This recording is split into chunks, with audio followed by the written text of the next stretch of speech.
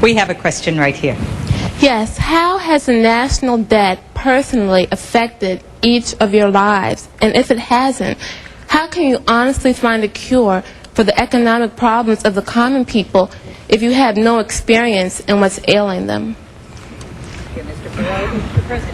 Well, I think the national debt affects everybody.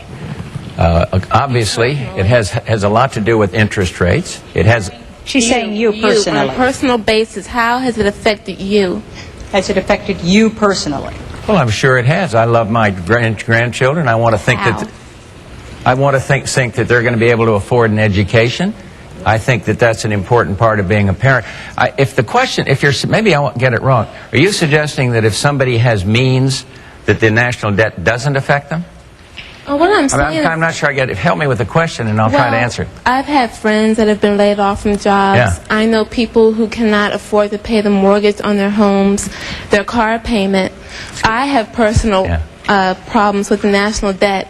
But how has it affected you? And if you have no experience in it, how can you help us if you don't know what we're feeling? I think she means more the recession, the economic problems today the country faces, rather than the deficit. You ought to be in the White House for a day and hear what I hear and see what I see and read the mail I read and touch the people that I touch from time to time. I was in the Lomax AME Church.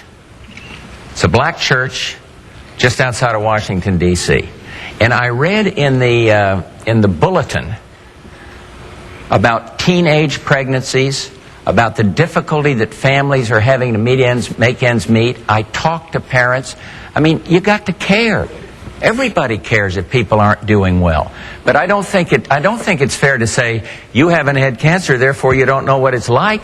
I don't think it's fair to say, whatever it is, that if you haven't been hit by it personally, but everybody's affected by the debt.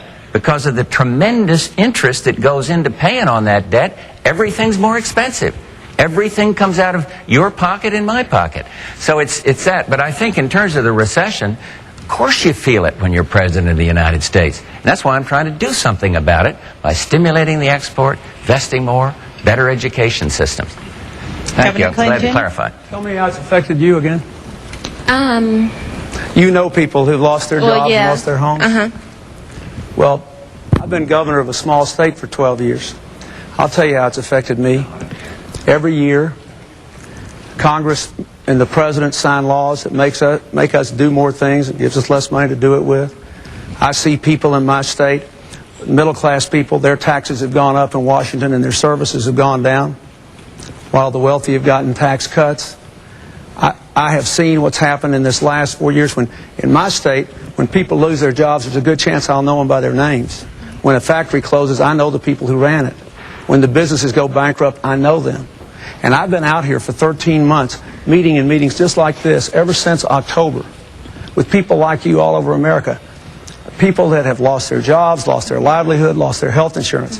What I want you to understand is the national debt is not the only cause of that.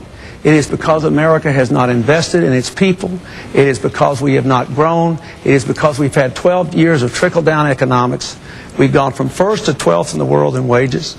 We've had 4 years where we produced no private sector jobs. Most people are working harder for less money than they were making 10 years ago. It is because we are in the grip of a failed economic theory.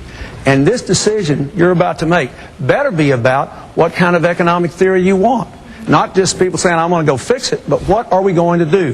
What I think we have to do is invest in American jobs, American education, control American health care costs, and bring the American people together again.